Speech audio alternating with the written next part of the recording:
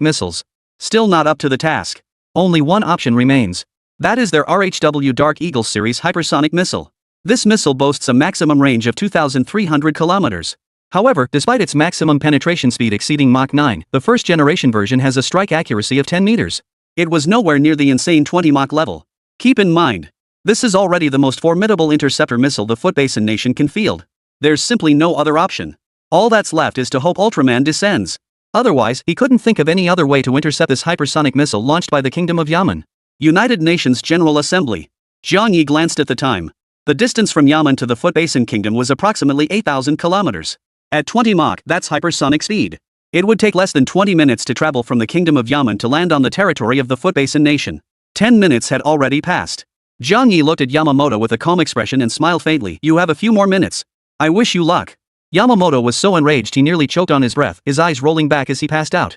He still clung to a sliver of hope. I doubt that was a nuclear warhead. It could have been a regular missile. Don't try to fool me. Yamamoto blared viciously at Zhang Yi. Our wager stipulates, unless the destruction is caused by a nuclear warhead, if you don't possess nuclear weapons and instead use other missiles to damage our base, you'll still have to pay compensation. Zhang Yi found himself both amused and exasperated. Yamamoto's words sounded like he was practically hoping Japan would get hit by a mushroom cloud. Zhang Yi nodded. Agreed. As the deadline drew nearer, representatives from all nations held their breath in suspense. Obama's camp wasn't idle either. Preparing for the truth to be exposed. They would immediately detain Zhang Yi. He absolutely couldn't let Zhang Yi return to the Kingdom of Yamen. Shiraishi Island Base. Woo!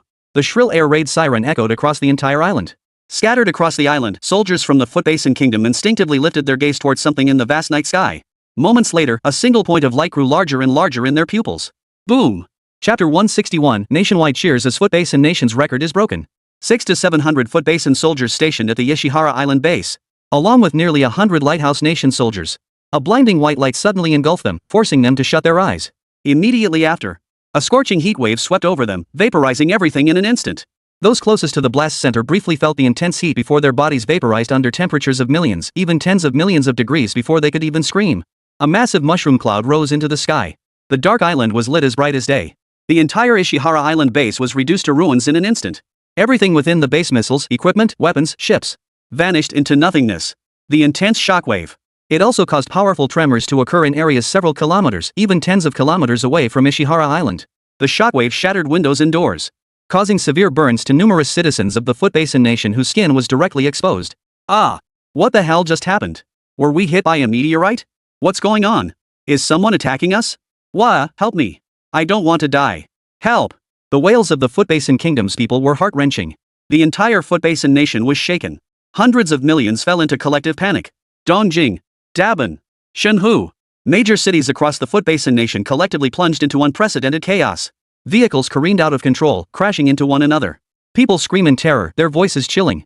The Footbasin Nation is in chaos, utter chaos. These scenes left the nation's high-ranking officials with bloodshot eyes, nearly choking on their own panic. Some with weaker constitutions fainted on the spot.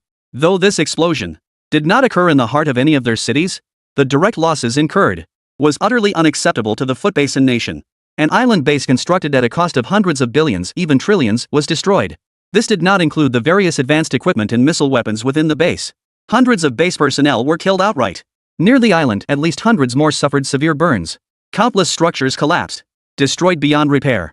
A simple figure cannot possibly describe the totality of all losses. At the conference, delegates from all nations witnessed the scene unfolding at the Ishihara Island base in the Footbasin Nation through satellite imagery. Though the images were blurry, but these were satellite images. Visible even from space, one could imagine just how explosive the scene must have been. Silence. The entire conference hall fell into a deathly silence.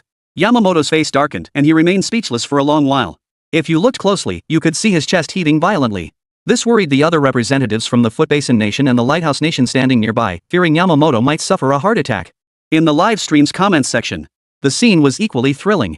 So satisfying. So satisfying. Ha! Footbasin Nation finally got what it deserved. Breaking records again, so satisfying. Absolutely perfect. My greatest wish has actually come true. I hereby declare, from now on, the Kingdom of Yemen is forever the god. Enough said. Do you even know how damn excited I am right now? I want to kowtow to the Yemen king. Ahem, so many people died in Footbasin Nation and you're still this happy? Seeing so many people gloating over their misfortune breaks my heart. But I gotta ask, why aren't the survivors celebrating too? Don't they have keyboards? Ha! You didn't spare the Footbasin Kingdom either. History has proven today will be a historic moment. Let's all congratulate Footbasin Kingdom on achieving a glorious 0-3-0 record. Congratulations! Countless people are cheering. The Kingdom of Yamen, forever the legend. They've just made the Footbasin Kingdom break their own records. This day will surely go down in history. Some people would have loved to kowtow to Jiang Yi after all. Eliminating such a menace for the people is no small feat. In the old days, this would have been enough to build a shrine in his honor. As for heartache? So-called humanitarianism? Sorry. Throughout history, it's clear that the people of that Footbasin country are not human at all, so there is no such thing as so-called humanitarianism. If they truly were, they wouldn't have committed so many heinous crimes back then, crimes deserving of universal condemnation. A nation with such a disgraceful record is truly rare in the world. Someone posted a comment in the bullet chat section. It immediately garnered widespread agreement. Thumbs up. Like one. Well said indeed, so today we celebrate together. Ahem, everyone, don't forget this bet was promised by the president of the Footbasin country himself. So don't blame others, they brought this upon themselves. Exactly. That's the most brilliant part. If neither side had made this bet, the Kingdom of Yamen openly launching a nuclear bomb, it would have triggered global panic and been labeled an unstable factor. Consequently, it would be internationally designated as a terrorist entity. Subsequently, it would face a global crackdown. It would be difficult for them to maintain a foothold in the international community. But who can blame them? From the very beginning, both sides had established an agreement. Don't think it's just a matter of not having a signed contract. The representatives at the conference, the billions watching the live broadcast worldwide, all served as witnesses. This witness is far more effective than any written agreement. So even though the losses this time were devastating, it only adds insult to injury for the already crumbling economy of the Footbasin nation. But according to the rules, they still can't do anything to the Kingdom of Yamen. Not even the most basic compensation was out of the question. The assembly remained utterly silent. The Footbasin nation is only relatively humble before superpowers like the Lighthouse Nation, the Dragon Nation, and the Big Goose.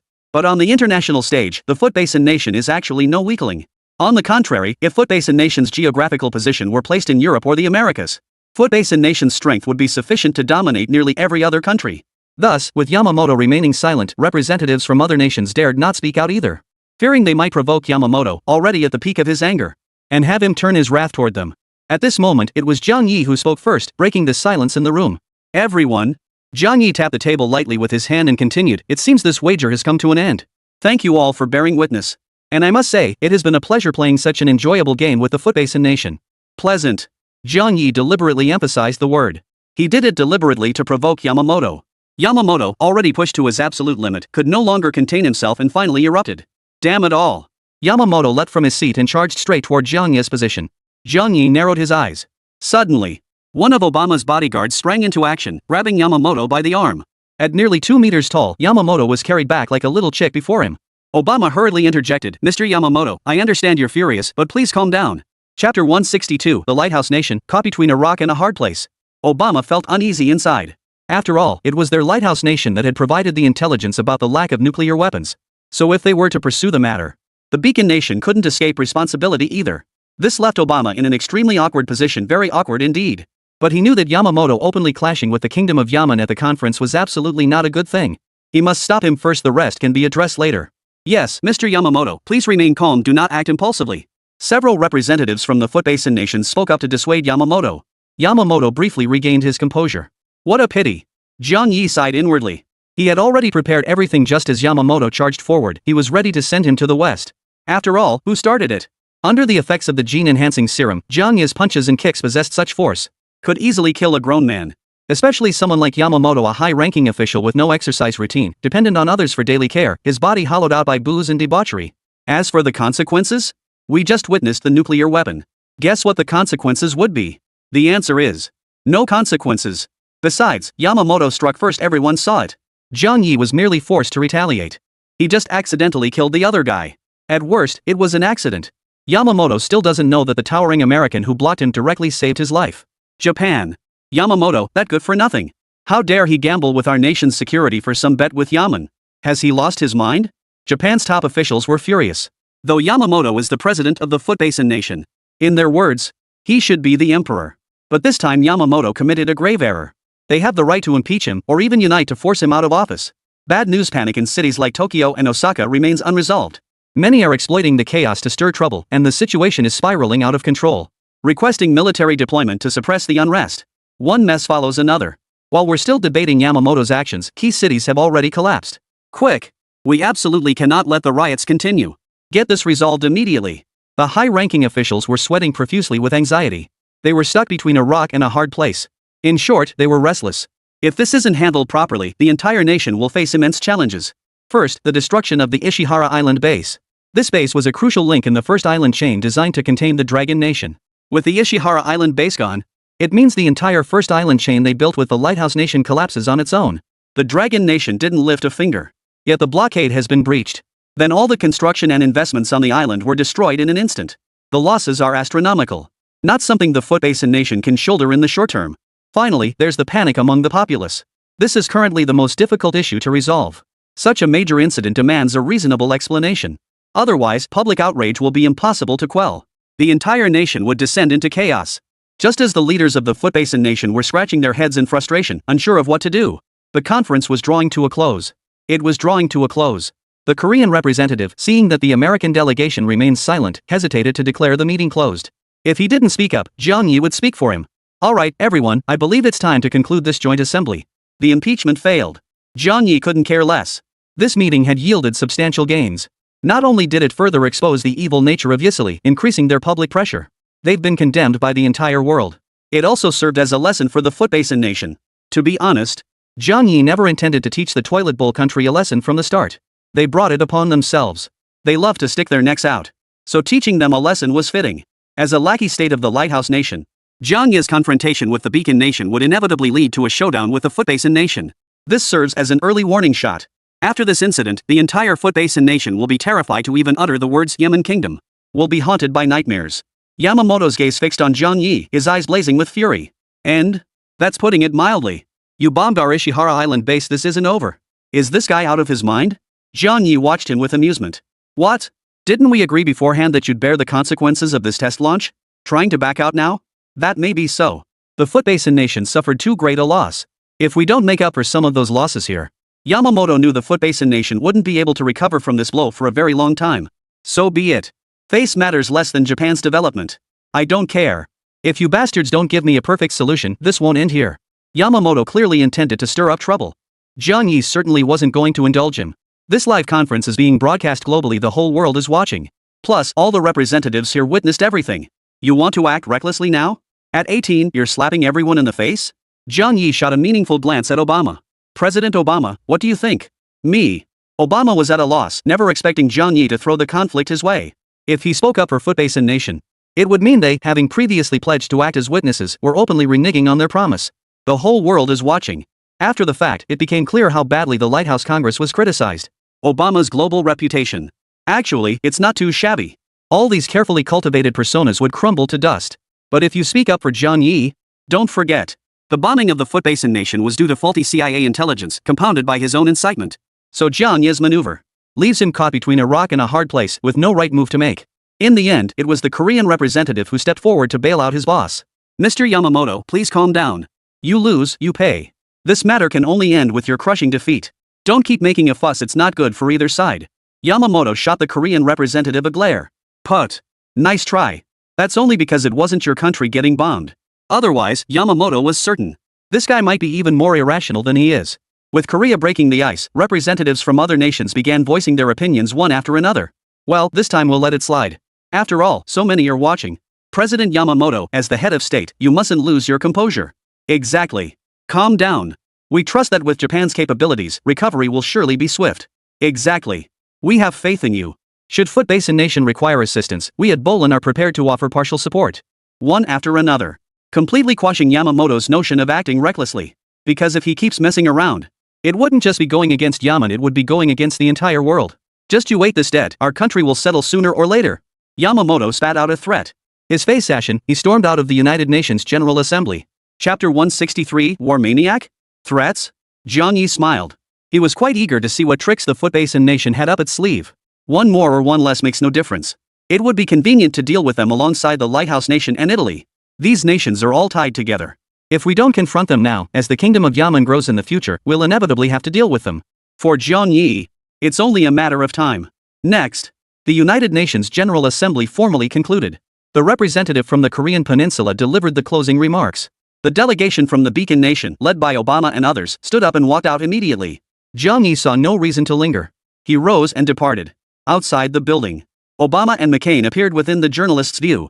Reporters frantically pressed their camera shutters. But with Zhang Yi's arrival, all lenses instantly shifted from Obama and McCallan to Zhang Yi. The reporters' expressions turned frenzied. Some in the back rows couldn't help but jump up repeatedly just to catch a glimpse of Zhang Yi. "Your Majesty, would you mind saying hello to us? May we ask, Your Majesty, what is the secret behind the transformative changes you've led in the Kingdom of Yamen over the past few months? Could you share your insights from this joint conference? How did the Kingdom of Yamen acquire its nuclear weapons? Rumors suggest you developed them independently, while others claim they were gifted by another nation. Is this true? Could you briefly comment?" Obama and McCain, two political heavyweights, usually commanding attention wherever they go, they now stand beside Zhang Yi, reduced to mere bystanders. When some reporters were taking photos, they even worried the two were blocking the camera and deliberately waved them aside to get a shot of Zhang Yi. Both men looked awkward. They exchanged a glance. Then they slunk away in their car. "Everyone, mind your step and stay safe. The crowd is too dense." Zhang Yi kindly offered a reminder. Everyone felt unexpectedly touched. The King of Yamen actually reminded them to stay safe. Such a prominent figure. He didn't put on any airs at all. How incredibly approachable. Everyone's admiration for Zhang Yi shot straight up again. Handsome. High status. A true super tycoon. And approachable. He was practically everyone's dream man. Zhang Yi stepped into the car as the crowd watched him go with lingering regret. "Your Majesty." No sooner had he entered the vehicle than Henry urgently relayed intelligence. "A group of assassins has appeared in the vicinity of our estate. Preliminary assessment indicates they belong to a covertly cultivated assassin organization from the Lighthouse Nation. They possess formidable capabilities and extensive assassination experience. Years ago, the notorious assassination of Zhengdong's prominent leader was carried out by this very group. It caused quite a stir at the time. I wonder if you recall it. Assassins? Interesting.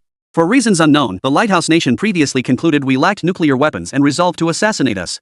These assassins were likely deployed back then and never withdrawn." Henry smiled faintly. "You're quite right. That's exactly how it was. So Zhang Yi needn't worry now. Because the matter of Yamen possessing nuclear weapons. It's been confirmed. If Zhang Yi were to die in the Lighthouse Nation, the entire country would face nuclear annihilation the very next moment.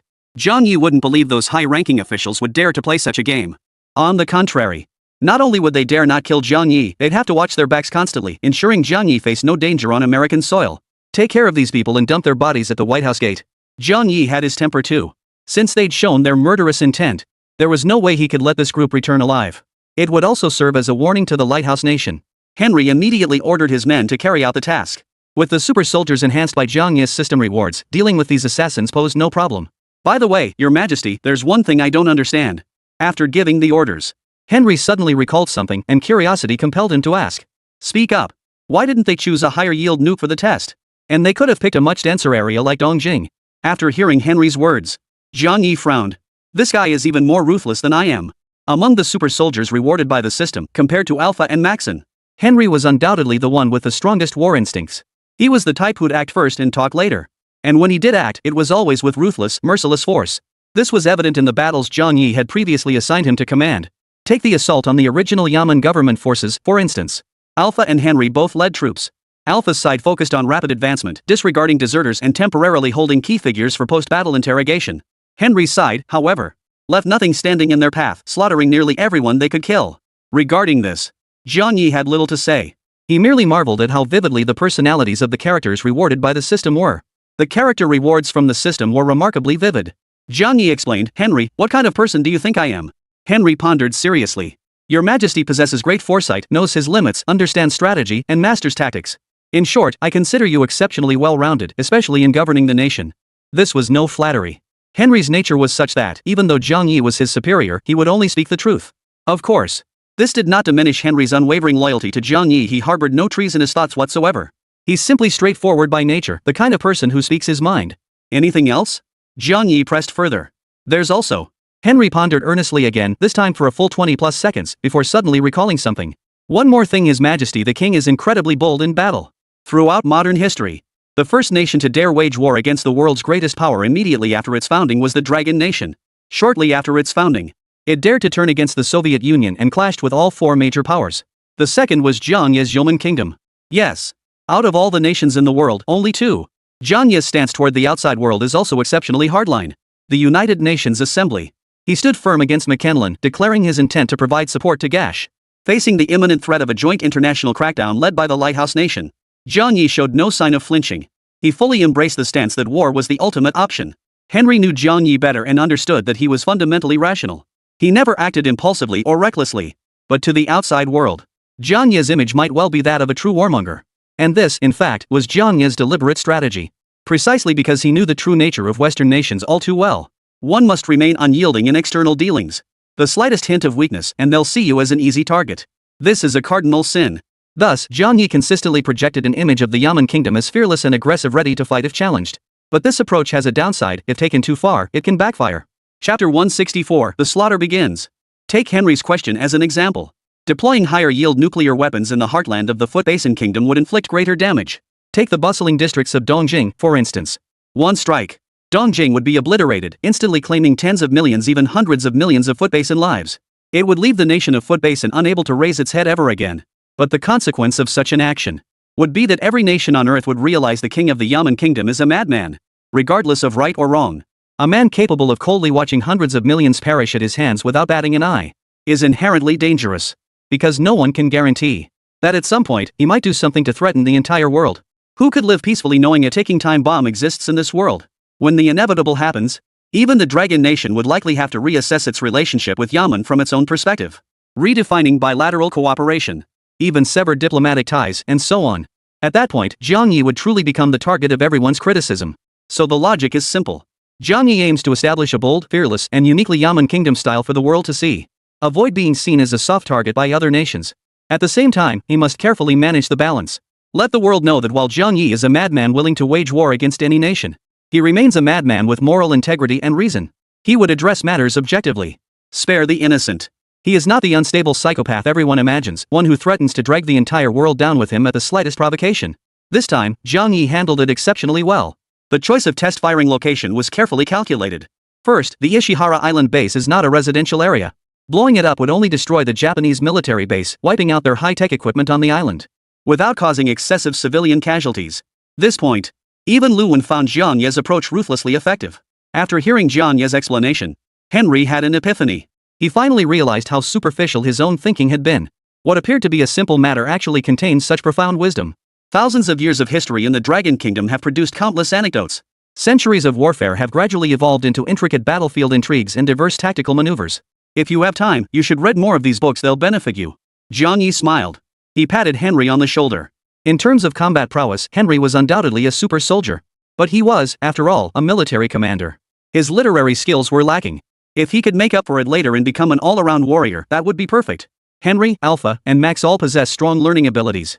Yes, Your Majesty. Jiang Yi's approval. This left him flattered and overwhelmed. Later, in the car, Jiang Yi reviewed the latest financial statements from the Kingdom of Yamen sent by Charles. The economy was showing steady growth. Newly discovered oil fields, natural gas deposits, gold mines, and copper ore sites had all commenced full-scale extraction. As a result, the economy had grown by another 13% compared to the previous week. What did this mean? Consider that many nations struggle to achieve even 10% annual economic growth.